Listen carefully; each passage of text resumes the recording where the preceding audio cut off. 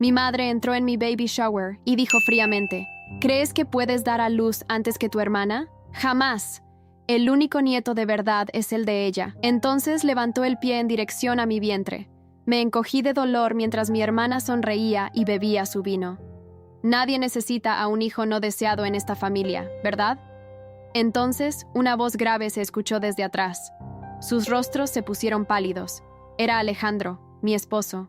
Nadie lo esperaba en la fiesta. Se suponía que estaba en un viaje de negocios. ¿Qué acaba de decir, señora Pilar? Su voz era firme y sus ojos reflejaban una ira que nunca había visto.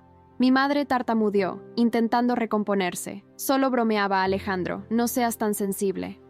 Mi hermana Carolina rápidamente dejó su copa en la mesa e intentó cambiar de tema preguntando por el viaje, pero Alejandro no apartaba la mirada de mi madre.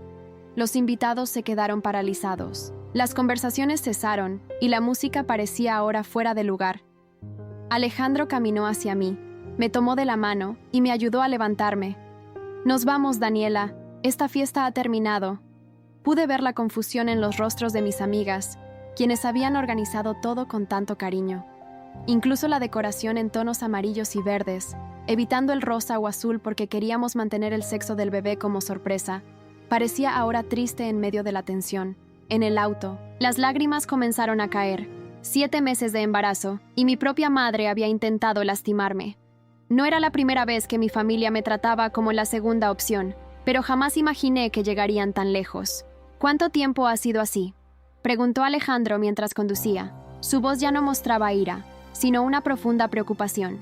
Le conté todo entonces, cómo desde niña siempre fui la sombra de Carolina, cómo mis logros nunca parecían suficientes mientras los de ella eran celebrados como si fueran hazañas extraordinarias.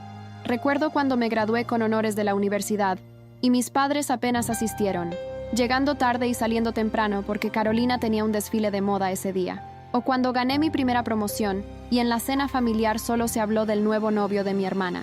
Siempre había justificado su comportamiento, diciéndome que Carolina simplemente tenía una personalidad más extrovertida y llamativa que la mía, que era normal que atrajera más atención. Alejandro estaba furioso cuando le expliqué que mi madre había estado presionándome las últimas semanas para que indujera el parto después de que Carolina, quien estaba embarazada de 5 meses, anunciara que quería dar a luz primero. Los primogénitos siempre son especiales, había dicho mi madre. No puedes quitarle ese momento a tu hermana. No volverás a estar cerca de ellas, dijo Alejandro con firmeza. Ni tú ni nuestro hijo merecen este trato. Quería protestar, decir que eran mi familia después de todo, pero el dolor en mi vientre me recordó lo que acababa de suceder. Mi madre había intentado lastimar a mi bebé solo para complacer a Carolina. Esa noche, mientras intentaba dormir, mi teléfono no paraba de sonar. Mensajes de mi madre minimizando lo ocurrido, de Carolina acusándome de arruinar su momento y de dramatizar todo, incluso de mi padre diciendo que debía disculparme con ellas por la escena que había provocado Alejandro. Ninguno mostró preocupación por mí o por el bebé. Alejandro tomó mi teléfono y lo apagó. «Necesitas descansar», me dijo con ternura mientras acariciaba mi vientre. «Mañana decidiremos qué hacer, pero por ahora, tú y el bebé son la prioridad». Me abrazó fuerte, y por primera vez en mucho tiempo, me sentí protegida. Alguien finalmente me estaba poniendo en primer lugar. A la mañana siguiente, desperté con contracciones. No eran regulares, pero eran lo suficientemente dolorosas como para alarmarme. Alejandro me llevó inmediatamente al hospital. El médico, después de examinarme, confirmó que estaba comenzando trabajo de parto prematuro, probablemente desencadenado por el estrés. «Necesitamos detenerlo», dijo con seriedad. 32 semanas es muy pronto. Durante 3 días estuve ingresada, conectada a monitores y recibiendo medicamentos para detener las contracciones. Alejandro no se separó de mí ni un momento. Mi familia no vino a visitarme, aunque sabían dónde estaba. En cambio, recibí un mensaje de Carolina diciéndome que no entendía por qué hacía tanto drama por un pequeño incidente. El alta médica llegó con advertencias claras. Reposo absoluto hasta el término del embarazo. La doctora Martínez, una mujer de mirada serena y palabras directas, me miró fijamente mientras explicaba: «Daniela, tu embarazo ahora es de alto riesgo. Cualquier situación de estrés podría desencadenar otro trabajo de parto prematuro, y esta vez quizás no podamos detenerlo». Alejandro reorganizó toda nuestra vida en cuestión de días. Solicitó trabajar desde casa para cuidarme. Convirtió nuestra sala en un dormitorio temporal para evitarme subir escaleras, e incluso contrató a una asistente para las tareas domésticas 3 veces por semana. Ver su dedicación me hacía preguntarme cómo había normalizado durante tantos años el desprecio de mi propia familia. Una semana después del incidente, el timbre sonó. Era Teresa, mi mejor amiga desde la universidad y la única persona del baby shower que se había atrevido a enfrentar a mi madre después de que nos fuimos.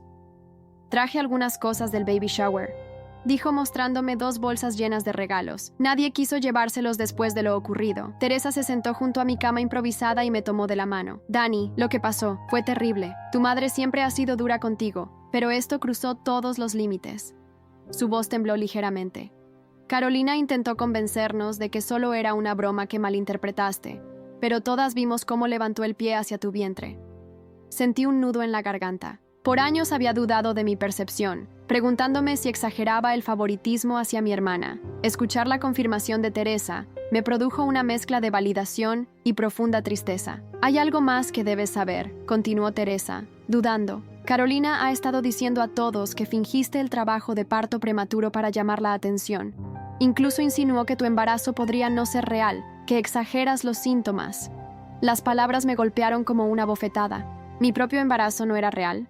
Había sentido cada patadita, cada molestia, cada momento de este pequeño ser creciendo dentro de mí. Alejandro había visto las ecografías, había escuchado los latidos del corazón en cada cita médica. «Tu madre está organizando otra fiesta para Carolina», añadió Teresa con cautela. «La está llamando el verdadero baby shower de la familia. Están invitando a todos los que estuvieron en el tuyo». Esa noche, cuando Alejandro regresó con las compras, me encontró llorando. Le conté lo que Teresa me había dicho, esperando que me calmara como siempre lo hacía. En lugar de eso, vi cómo su rostro se transformaba, cómo la vena de su frente se marcaba, cómo apretaba los puños hasta que sus nudillos se volvían blancos. «Es suficiente», dijo con una calma que contradecía su expresión. «He intentado respetar que son tu familia, pero esto ha llegado demasiado lejos. Están poniendo en riesgo tu salud y la de nuestro hijo». Lo que Alejandro hizo después me dejó sin palabras. Tomó su teléfono y llamó a su madre, Isabel, una abogada respetada especializada en derecho familiar.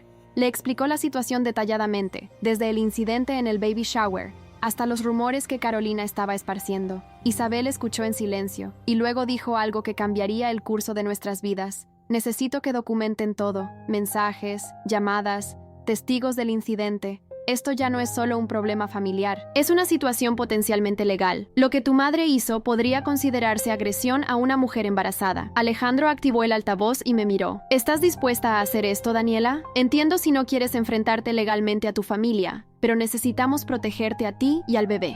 Mi corazón latía fuerte. Jamás había considerado tomar acciones legales contra mi propia madre. ¿Realmente había llegado a ese punto? Recordé el dolor en mi vientre después del incidente, las contracciones prematuras, la mirada de satisfacción en el rostro de Carolina mientras todo ocurría. «Lo haré», respondí con una voz que apenas reconocí como mía. «No solo por mí, sino por mi hijo. Merece nacer en un entorno seguro». Los días siguientes fueron una montaña rusa emocional. Isabel nos ayudó a recopilar evidencias. Teresa y 2 amigas más que habían presenciado el incidente firmaron declaraciones describiendo lo ocurrido. Recopilamos los mensajes donde mi madre minimizaba lo sucedido y donde Carolina esparcía rumores sobre mi embarazo. A medida que construíamos nuestro caso, una revelación inesperada llegó desde el lugar menos pensado. Lucía, la prima de Carolina y mía, me llamó una tarde mientras Alejandro había salido a comprar mis medicamentos. «Daniela, hay algo que necesitas saber», comenzó con voz temblorosa. «Carolina no está embarazada». La declaración me dejó sin aliento. «¿Qué? Pero todos vimos su ecografía. Su vientre está creciendo». «Todo es falso», continuó Lucía. «La ecografía la compró en internet. Usa una almohada para simular el embarazo. Me lo confesó anoche después de tomar demasiado vino en la cena familiar. Dijo que no podía soportar que tú fueras madre antes que ella, que siempre has intentado robarle protagonismo». Las piezas comenzaron a encajar. El hecho de que Carolina nunca permitiera que nadie tocara su vientre, que siempre evitara hablar de sus citas médicas, que bebiera vino ocasionalmente, porque según ella, una copita no hace daño. Todo había sido una elaborada mentira. ¿Y mis padres lo saben?, pregunté, aunque en el fondo ya conocía la respuesta. «Tu madre lo supo desde el principio», respondió Lucía con pesar. De hecho, fue idea suya. Tu padre creo que sospecha algo, pero ya sabes cómo es. Nunca confronta a tu madre ni a Carolina. Cuando Alejandro regresó y le conté lo que había descubierto, su indignación solo creció. ¿Fingir un embarazo? ¿Hasta qué punto está dispuesta a llegar tu hermana por celos? ¿Y tu madre apoyándola en esto? Esa noche, mientras intentaba procesar toda esta información, recibí un mensaje de mi padre. Era breve pero devastador. Tu madre y yo hemos decidido que no asistiremos al nacimiento de tu hijo. Carolina necesita nuestro apoyo en este momento crucial de su embarazo. Espero que entiendas que ella siempre ha sido más sensible y requiere más atención. Alejandro encontró la fuerza que a mí me faltaba. Tomó mi teléfono y respondió: Señor Ramírez, le informo que no serán bienvenidos en el nacimiento de nuestro hijo, ni en ningún otro momento de su vida, mientras continúen con esta farsa. Por cierto, sabemos que Carolina no está embarazada. Vergüenza debería darles seguir con esta mentira.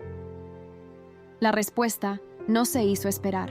Mi padre llamó inmediatamente, furioso, acusándonos de inventar rumores maliciosos contra Carolina por envidia. La confrontación escaló hasta que Alejandro le dijo claramente que teníamos pruebas y testigos, no solo del falso embarazo, sino también del incidente en el baby shower. Les sugerimos que detengan esta locura ahora, concluyó Alejandro. De lo contrario, nos veremos obligados a tomar medidas legales que ninguno de ustedes desea enfrentar. La amenaza de acciones legales provocó una reacción inesperada. En lugar de retroceder, mi familia decidió atacar.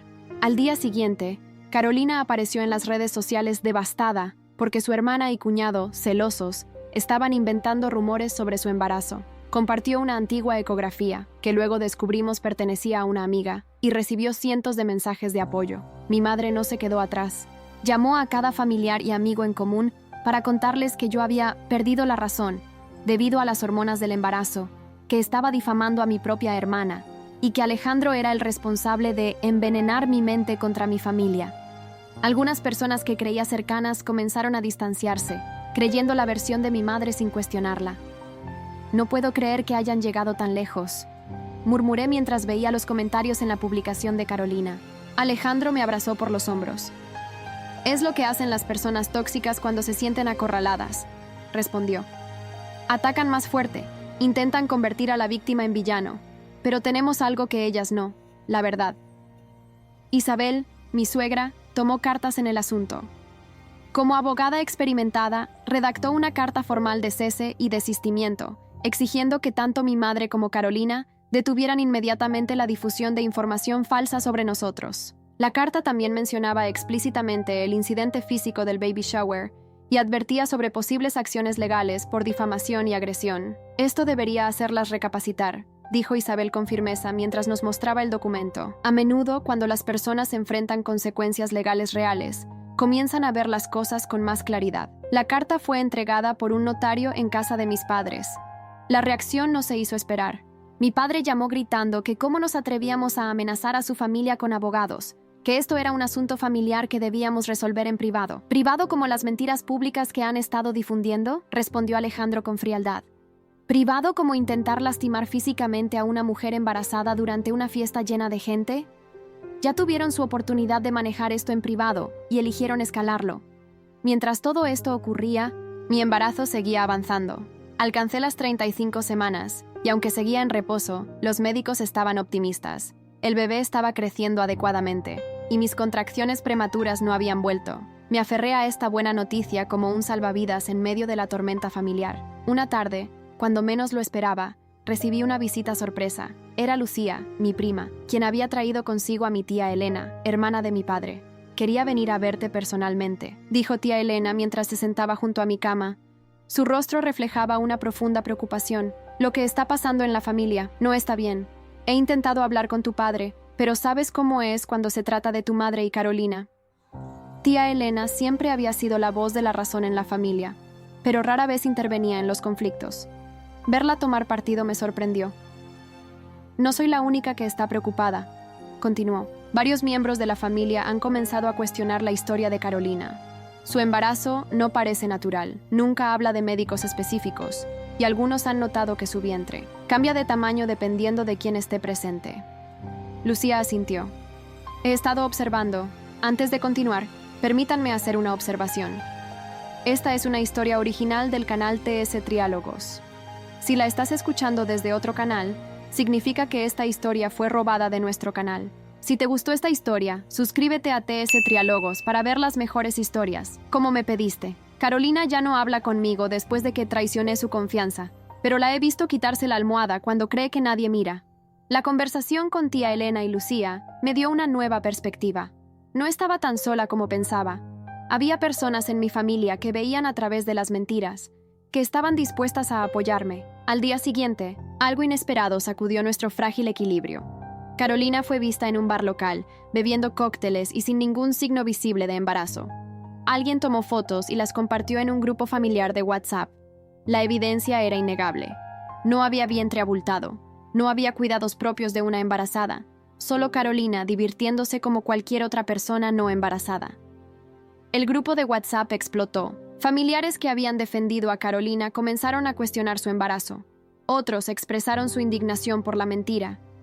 Mi madre intentó desesperadamente controlar los daños, alegando que las fotos estaban editadas, que Carolina solo estaba tomando jugo, que el ángulo no mostraba su vientre correctamente. Pero la verdad había salido a la luz y no había vuelta atrás. En medio de este caos, recibí una llamada inesperada. Era mi padre, y por primera vez en mucho tiempo, su voz sonaba vulnerable, casi derrotada. «Daniela, necesitamos hablar», dijo con un tono que no reconocí. A solas, sin Alejandro. Consulté con mi esposo antes de tomar una decisión. Ambos acordamos que mi padre podía venir a casa, pero Alejandro no se alejaría demasiado, por precaución. Cuando mi padre llegó, me sorprendió su aspecto. Parecía haber envejecido años en semanas. Sus ojos estaban enrojecidos, como si hubiera llorado o no hubiera dormido bien. «Tu madre y yo nos estamos separando», dijo sin preámbulos apenas Alejandro nos dejó solos. «He soportado muchas cosas a lo largo de los años, pero esto, fingir un embarazo, intentar lastimarte a ti y a mi nieto, no puedo seguir siendo cómplice».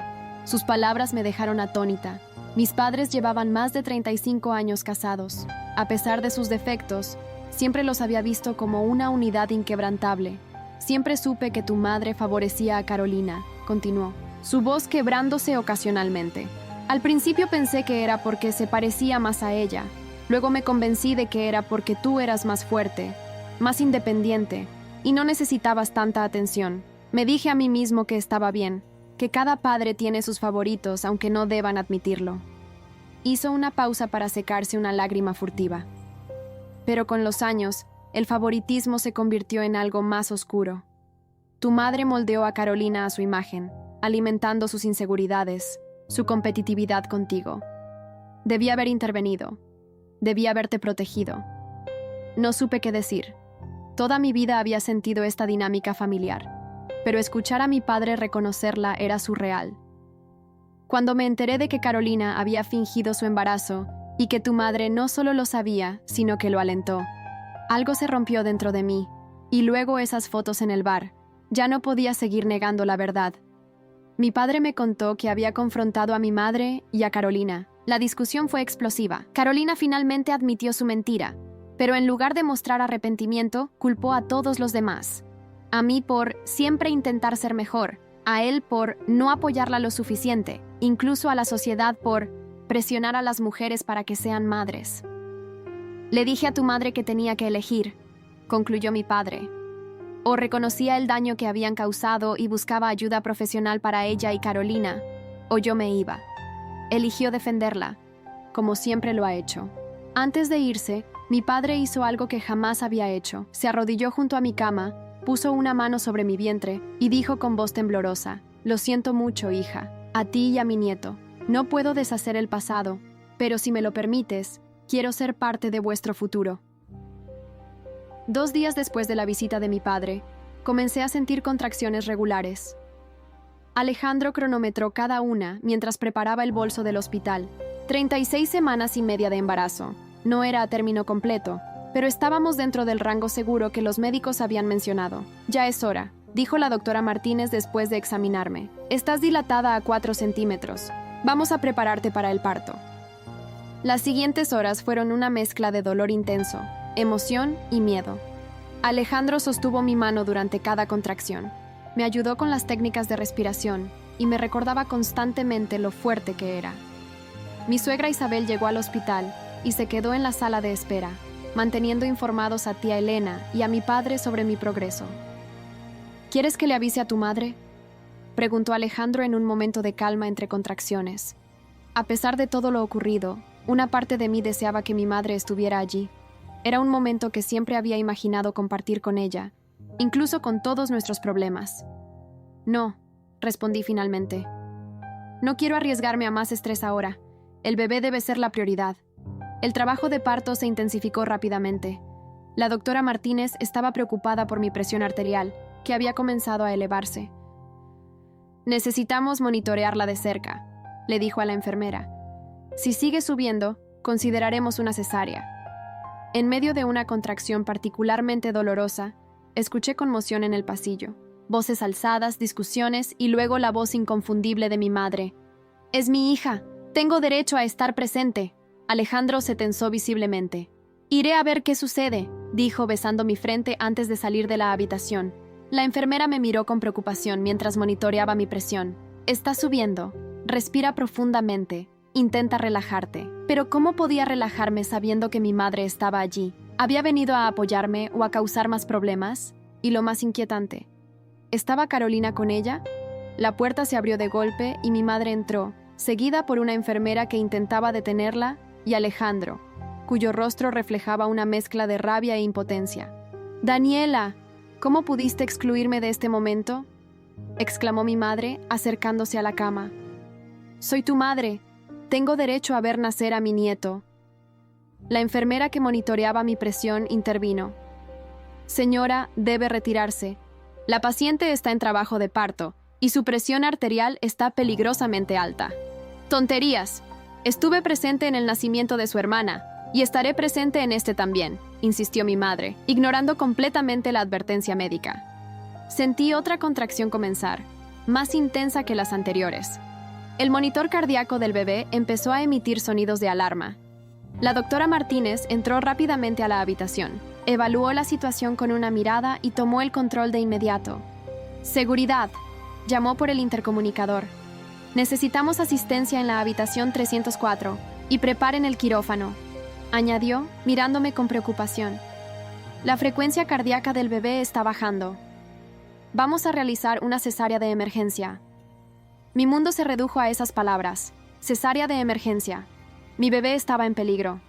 «¿Ves lo que has causado?», gritó Alejandro a mi madre mientras los guardias de seguridad llegaban y la doctora daba instrucciones urgentes al personal. «Tu necesidad de controlar todo podría costar la vida de tu propio nieto». Mi madre palideció. Por primera vez, pareció comprender la gravedad de la situación. Los guardias la escoltaron fuera de la habitación mientras yo era preparada rápidamente para la cirugía.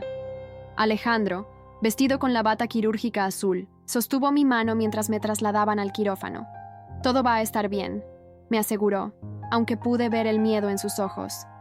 «Nuestro bebé es fuerte. Tú eres fuerte». Los minutos siguientes fueron un borrón de actividad frenética. La anestesia, la sensación de adormecimiento que se extendió por mi cuerpo, las luces brillantes del quirófano, las voces tensas del equipo médico. Alejandro permaneció junto a mi cabeza, susurrándome palabras de aliento mientras sentía presión y tirones en mi abdomen. Y entonces, el sonido más hermoso que jamás había escuchado, el llanto fuerte y saludable de mi bebé. «Es un niño», anunció la doctora Martínez, su voz llena de alivio. «Un precioso y saludable niño». Lágrimas de alegría corrieron por mis mejillas mientras lo llevaban a la cunita de reanimación para revisarlo. Alejandro estaba llorando también. Su rostro mostraba una mezcla de alivio y amor puro. 5 libras y 8 onzas, dijo una enfermera. Sus signos vitales son perfectos. Después de limpiarlo y envolverlo, trajeron a mi hijo a mis brazos. Era pequeño pero fuerte, con una mata de pelo oscuro y unos ojos que, aunque aún no podían enfocar bien, parecían mirarme directamente al alma. «Hola, Mateo», susurré, usando el nombre que habíamos elegido meses atrás. «Bienvenido al mundo». Alejandro besó mi frente y luego la de nuestro hijo. «Lo lograste, mi amor. Lo logramos». Mientras me trasladaban a la habitación de recuperación con Mateo en mis brazos, vi a mi padre en el pasillo. Su rostro se iluminó al vernos, pero se mantuvo a distancia, respetando el momento íntimo. Junto a él estaba Isabel, quien no pudo contener su emoción al ver a su primer nieto. «Es precioso», dijo mi padre cuando finalmente se acercó. sus ojos llenos de lágrimas. Se parece a ti cuando naciste. De mi madre no había señales. Más tarde me enteré por mi padre que después de ser escoltada fuera de la sala de parto, había tenido un ataque de ira tan severo que amenazaron con llamar a la policía. Finalmente, había abandonado el hospital, no sin antes declarar que esto no quedaría así. Las horas después del nacimiento de Mateo fueron una mezcla de éxtasis y agotamiento. Aprendí a amamantarlo, a cambiar sus diminutos pañales, a interpretar sus diferentes llantos. Alejandro se adaptó a la paternidad con una naturalidad que me sorprendió, pasando horas simplemente sosteniendo a nuestro hijo mientras dormía. En la tarde del segundo día en el hospital, cuando Alejandro había ido a casa a buscar algunas cosas que necesitábamos, recibí otra visita inesperada. Carolina apareció en la puerta de mi habitación, sin la falsa barriga, con aspecto nervioso y ojeroso. ¿Puedo pasar?, preguntó en voz baja, muy diferente a su tono habitual. Mi primer instinto fue negarme, proteger a Mateo de cualquier posible daño, pero algo en la expresión de mi hermana parecía genuinamente arrepentido. 5 minutos, respondí, ajustando a Mateo más cerca de mi pecho. Y si intentas algo, llamaré a seguridad inmediatamente. Carolina entró y se quedó de pie al lado de la cama, mirando al bebé con una expresión que no pude descifrar. Es hermoso, dijo finalmente. Se parece a ti. ¿Qué haces aquí, Carolina?, pregunté directamente. ¿Mamá te envió a espiar?, negó con la cabeza. Mamá no sabe que estoy aquí. De hecho, hemos tenido una fuerte discusión. Esto me sorprendió. Carolina y mi madre siempre habían sido inseparables, un frente unido contra el mundo, especialmente contra mí. Después de lo que pasó ayer, con la cesárea de emergencia, continuó. Mamá volvió a casa furiosa, culpándote a ti y a Alejandro por humillarla frente al personal del hospital. Pero yo vi los monitores. Vi cómo la frecuencia cardíaca del bebé bajaba. Por primera vez, me di cuenta de que esto ya no era una competencia o un juego. Un bebé real, mi sobrino, estuvo en peligro por nuestras acciones. Carolina se sentó en la silla junto a la cama, pareciendo súbitamente agotada. He estado viendo a un terapeuta desde hace unas semanas. No se lo dije a nadie, especialmente a mamá. Me ayudó a ver cómo nuestra dinámica familiar es tóxica. Cómo mamá alimentó mi inseguridad y mis celos hacia ti toda la vida. Me quedé sin palabras. Carolina siempre había parecido tan segura, tan convencida de su superioridad. Verla vulnerable era desconcertante. No espero que me perdones, continuó. Lo que hice, fingir un embarazo, intentar sabotear tu felicidad, es imperdonable. Solo quería que supieras que estoy buscando ayuda y que lamento profundamente el daño que te causé. Miró a Mateo una vez más. Y por un momento vi un destello de la hermana que alguna vez habíamos sido, antes de que la competencia y los celos destruyeran nuestra relación. Será mejor que me vaya antes de que regrese Alejandro, dijo levantándose. Probablemente querrá matarme, y no lo culparía. Cuando estaba por salir, la llamé Carolina. Se detuvo y volteó a mirarme. Gracias por venir, y espero que encuentres lo que estás buscando en terapia. Una pequeña sonrisa triste apareció en su rostro. Yo también lo espero. Después de que se fue, miré a Mateo, durmiendo pacíficamente en mis brazos, ajeno al drama familiar que lo rodeaba. Juré entonces protegerlo de la toxicidad que había marcado mi propia infancia. Mi hijo nunca conocería el favoritismo, la manipulación o la competencia malsana que había definido mi relación con Carolina y mi madre. 3 días después del nacimiento de Mateo, regresamos a casa. Alejandro había transformado nuestra habitación en un acogedor nido para los 3. Isabel se quedó con nosotros la primera semana, ayudándonos a adaptarnos a la nueva rutina y preparando comidas nutritivas para apoyar mi recuperación de la cesárea. Los primeros días fueron agotadores pero maravillosos. Mateo era un bebé relativamente tranquilo, despertándose principalmente para alimentarse cada 3 horas.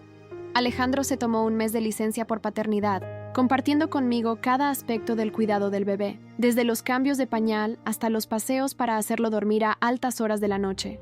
Mi padre venía de visita cada 2 días, trayendo pequeños regalos para Mateo y ofreciendo su ayuda silenciosa pero constante. Era como si estuviera intentando compensar años de pasividad con esta nueva dedicación. Una tarde, mientras amamantaba a Mateo en la mecedora que Alejandro había instalado junto a la ventana, mi teléfono sonó. Era un número desconocido. Dudé en contestar, pero finalmente lo hice, temiendo que pudiera ser importante. ¿Daniela? Soy Marta, la prima de tu madre. Necesito que sepas algo. Marta y yo nunca habíamos sido cercanas. Era una mujer mayor que se movía en los mismos círculos sociales que mi madre. Tu madre está planeando visitar tu casa mañana. No viene sola. Ha convencido a varias personas de la familia para que la acompañen. Está diciendo que tú y Alejandro le han prohibido ver a su nieto y quiere que todos seamos testigos de cómo la tratas. Mi corazón se aceleró. ¿Cómo te enteraste de esto? Me llamó para invitarme. Me negué a participar en algo así y pensé que debías estar preparada. Lo que está haciendo no está bien, Daniela.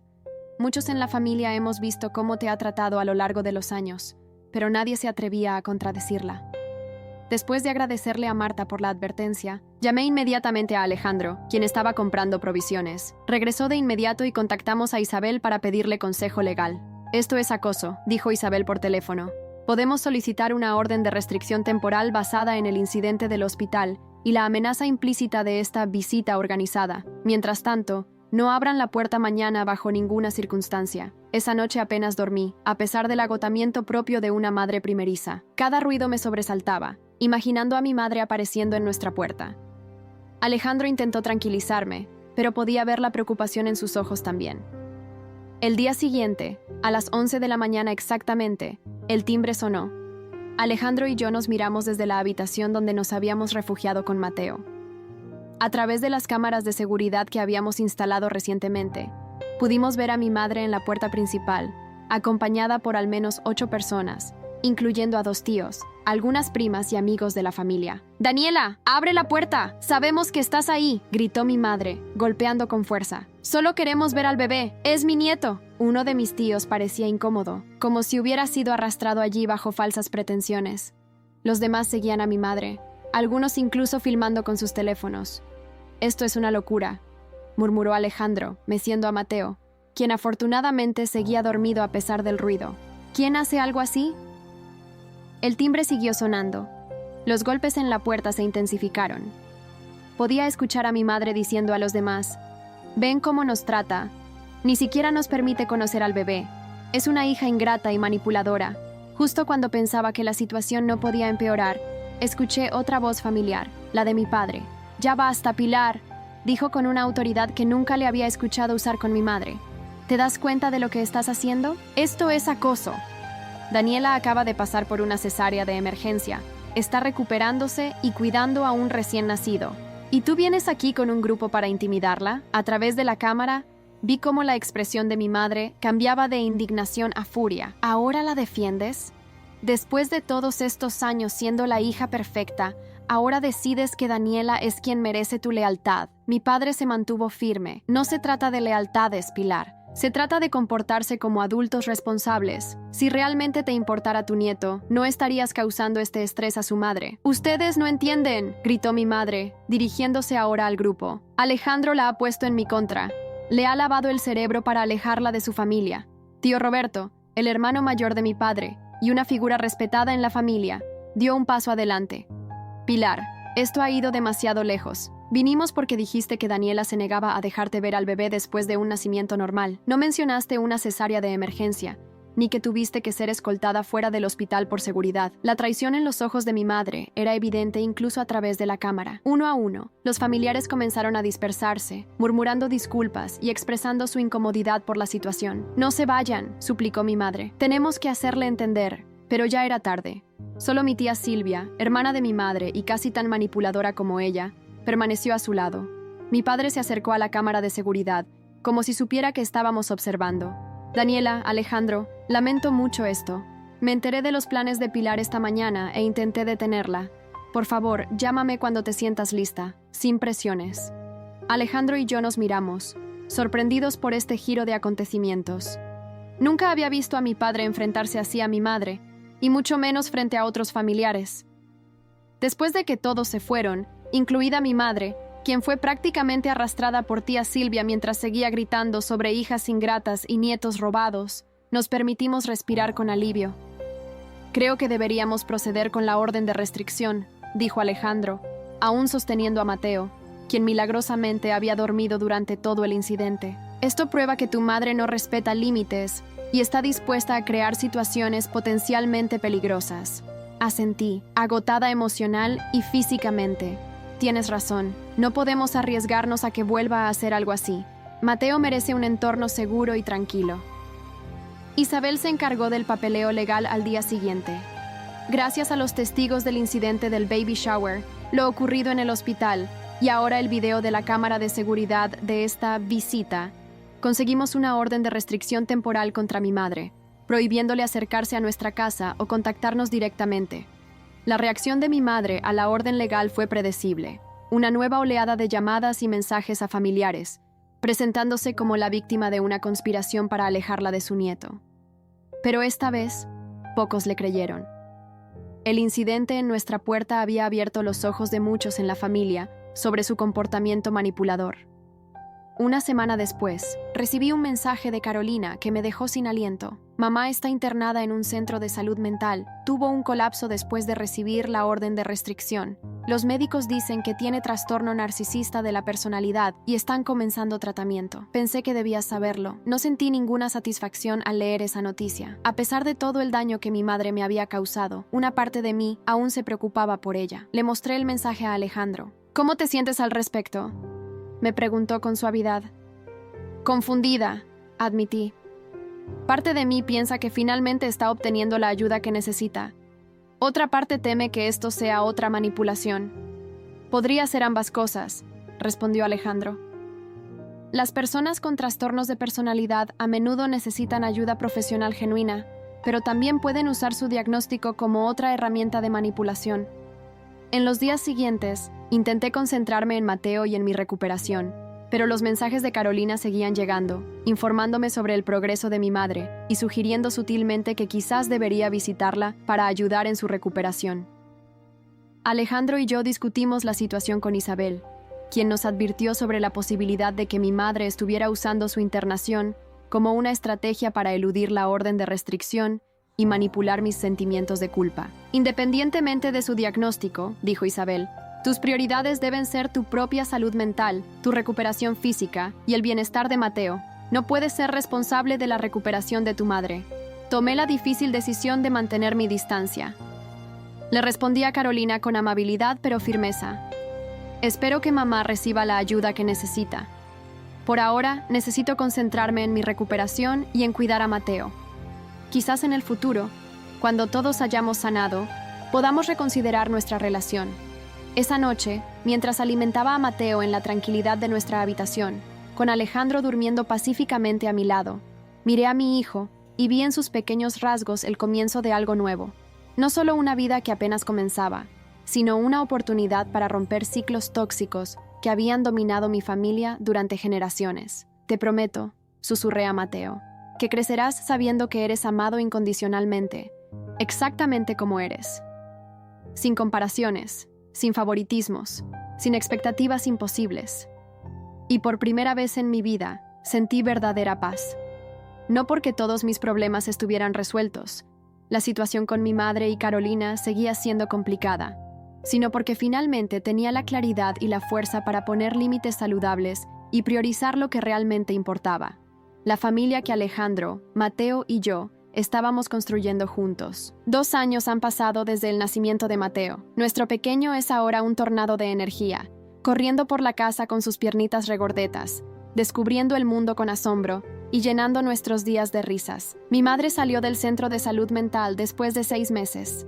Según Carolina, quien mantiene contacto regular con ella, el tratamiento la ayudó a reconocer algunos de sus comportamientos tóxicos, aunque el narcisismo es un trastorno que raramente se cura por completo. Hace unos meses, decidí permitir un encuentro supervisado entre mi madre y Mateo. Fue en un parque, con Alejandro y mi padre presentes en todo momento. Mi madre estaba visiblemente nerviosa, como si temiera cometer un error que le impidiera ver a su nieto nuevamente. Para mi sorpresa, se comportó adecuadamente, siguiendo todas las reglas que habíamos establecido. No hubo comentarios despectivos ni intentos de manipulación.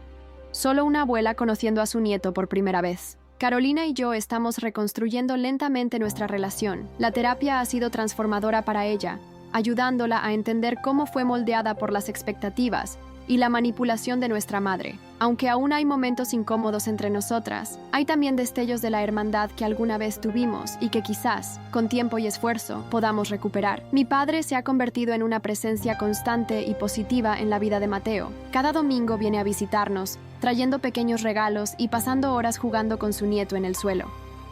En sus ojos veo la determinación de ser el abuelo que nunca pudo ser como padre.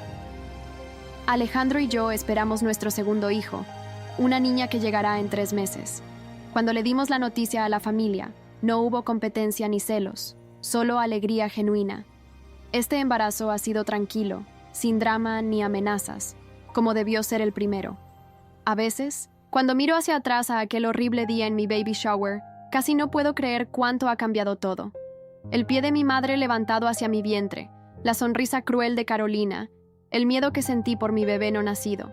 Parece otra vida, pero fue precisamente ese momento oscuro el que desencadenó la transformación de nuestra familia. Sin ese punto de quiebre, quizás habríamos seguido en el mismo patrón tóxico durante años. En los momentos más difíciles encontramos nuestra mayor fortaleza, y a veces es necesario que todo se derrumbe para poder reconstruir algo mejor. Si llegaste hasta aquí y te gustó, no olvides dejar tu like y suscribirte a nuestro canal. Tu apoyo nos motiva a traer más historias increíbles. Muchas gracias y que tengas un excelente día.